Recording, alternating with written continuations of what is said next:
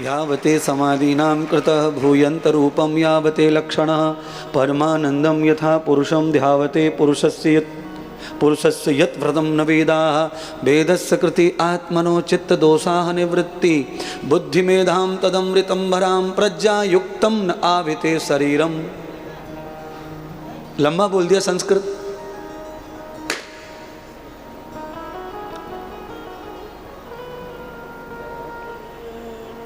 और असली बात यह है कि ये जो बोलता हूँ वो किसी किताब में नहीं है, ये मेरी निजी है, मेरी निजी प्रॉपर्टी है।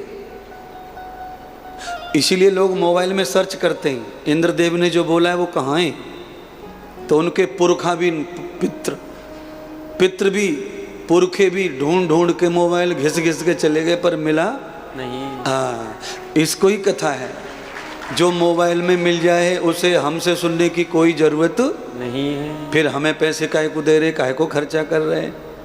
मोबाइल में तो पहले बैठा है गुरु जी। इसीलिए ज्ञान हर समय नित नया होना चाहिए। कथा तो वही है मेरे पास कृष्ण जन्म की, पर कृष्ण जन्म की कथा आते आते 3 घंटे निकल जाएंगे। कृष्ण जन्म भी आज नए तरीके से होगा। एक ही तरीके से जन्म थोड़ी होता है, जन्म के तो अनेक तरीके हैं। क्या क्या तरीके हैं? बहुत सारे तरीके हैं। जन्म लेने का पहला तरीका है अंडजो तो वेदम स्वेजतो वेदः। पहला तरीका है अंडज। एक बार हम सब ने अंडे से जन्म ले लिया है। जो पुरुष स्त्री ये सब अंडे के स्वरूप में ही हम लोग अंडे से पुरुष स्त्री बन के आते हैं। पहले अंडा ही तैयार होता है। पक्षी जैसे बच्चा पैदा करता है ऐसे ही मनुष्य का होता है अंडे से। कीड़ा, कुछ कीड़े ऐसे हैं जो अंडे से पैदा करते हैं, कुछ कीड़े ऐसे हैं जो बृहतीन यथो पुरुषम अपने शरीर के रोम से पैदा करते हैं बच्चों को। और कुछ जन्म ऐसे हैं जो पसीने से होते हैं, कुछ जन्म ऐसे हैं जो प्रकृति से, जिसमें शरीर का प्रयोग नहीं है। यम ब्रह्मम चेष्टाम यद पतंगा जो है पतंगा वो शरीर से पैदा नहीं होता, मिट्टी से जन्म होता है उसका। ये जो लाइट पे बारिश में आते हैं ना, जो बहुत ढेर लग जाता है सुबह, ये आपस में नर मादा के रूप में पैदा नहीं करते बच्चे। ये कहाँ से पैदा होते हैं? तो कहा प्रवृद्धि पृथिव्याम, ये पृथ्वी के गर्भ में ही इनका अवतार होता है। इनके अवतार को कोई पहचान ही नहीं सकता। जब लाइट पे रात को दिखते हैं तभी समझते हैं, दिन भर ये कहीं दिखाई देते नहीं है। तो ये कहाँ से पैदा हुए? तो कहा ये स्वेजतो वृत्वाम, ये जड़ से पैदा हुए। उद्विज, ये उद्विज जन्म है। स्वेदज अंडज उद्विज। और प्रवर्तो हो, पसीने से भी जंतु पैदा होते हैं। अनेक जंतु पसीने से पैदा होते हैं। लोगों की पसीना आता है तो लाल लाल चटके आ जाते हैं, किसी को इन्फेक्शन हो जाता है, कैरिस आ जाते हैं। जब डॉक्टर के पास जाओ, डॉक्टर लैब लगाता है, शीशा लगाता है, तो उसमें जंतु दिखाई पड़ते हैं लाल लाल खुजली में। वो कहाँ से आते हैं? तो कब पसीने से पैदा होते हैं वो। और ये बालों में जो जुई होती है वो भी पसीने से आती है। तो कहने का मतलब है जन्म के भी अनेक प्रकार हैं। अनेक प्रकार का मतलब है 3 से अधिक जो होता है वो अनेक में गिना जाता है। तो 4 प्रकार से सृष्टि का सृजन होता है।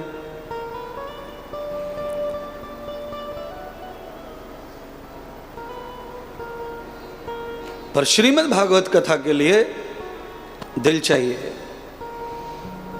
दिमाग नहीं। भागवत कथा में जो दिमाग का प्रयोग करते हैं वो केवल संवाद करके चले जाएंगे, उन्हें कुछ भी प्राप्त होने वाला नहीं है। एक संगीत के टीचर थे, उनके पास एक विद्यार्थी गया एडमिशन को, महाराज मुझे संगीत सिखाओ।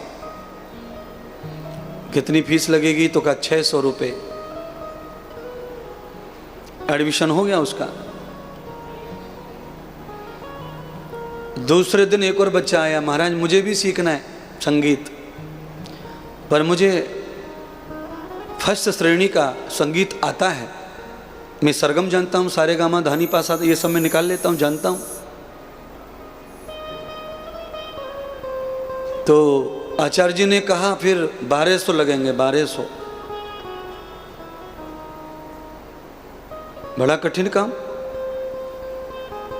बच्चे ने पूछा महाराज जो कुछ जानता ही नहीं उसके 600 फीस है, और मैं जानता हूँ थोड़ा बहुत, तो मेरी 1200, डबल क्यों?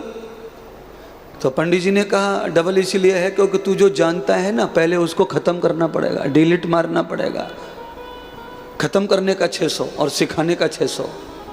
इसलिए बंधुओं, महात्मा इंद्रदेव ये कह रहे हैं जो कुछ जानकर आते हैं कथा में उनके लिए डबल मेहनत करनी पड़ती है, क्योंकि वो बुद्धि लेके आए हैं। यावतम कृतम भूयंत रूपम। और जो कुछ जानते ही नहीं है उनका कल्याण कम फीस में हो जाता है। संवादी बुद्धि अच्छी नहीं रहती है। बुद्धि में अगर संवाद है तो बुद्धि खुद ही लड़ के मर जाती है, 3 घंटे लड़ती रहती है अंदर अंदर।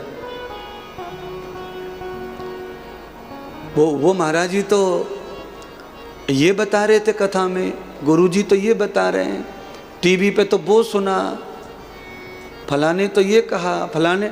तो हमारी कथा सुनते सुनते हम कितने लोगों की कथाओं को याद कर लेते हैं, मतलब लड़ाई शुरू हो जाती खोपड़िया में। इसीलिए दिल लगा के कथा सुनो, दिल लगा के कथा सुनिए, कान लगा के कथा सुनने की जरूरत। हाँ, एक बार फिर से कहो, कान कहाँ लगाने चाहिए?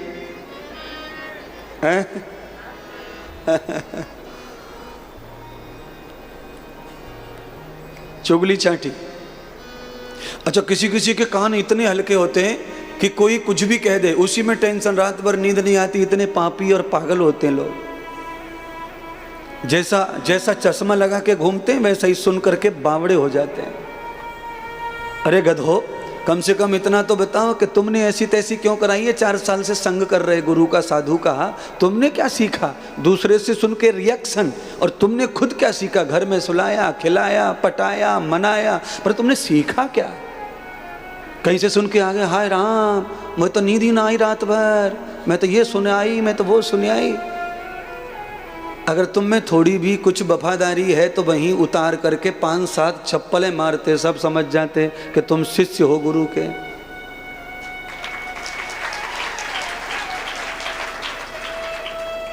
पर हम खुद जैसे होते हैं हल्के, वैसे ही हल्के लोगों से हमारे संबंध भी होते हैं। परमात्मा की व्यवस्था ही ऐसी है, वो जैसे को तैसा ही मिलाता है। इतनी सारी भीड़ है, इतनी सारी जनता आई है, इसमें भी अपने आप लोग अपने आप कलेक्शन हो जाता है, ढूंढना भी नहीं पड़ता। सब अपने अपने जैसे लोग अपने आप तलाश लेते हैं, वार्ता भी हो जाती है, मिलन भी हो जाता है, और एक दूसरे को शेयर भी हो जाता है, सब चीज़ें हो जाती महाराज।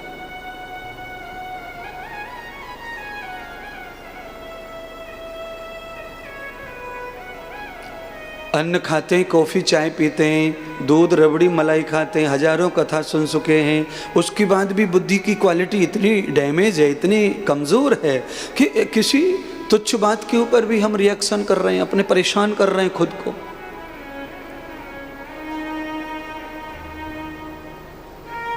एक सूत्र आप सबके लिए है, ट्रक के पीछे लिखा रहता है, चलती है गाड़ी उड़ती है धूल धूल, और जलते हैं दुश्मन खिलते हैं फूल।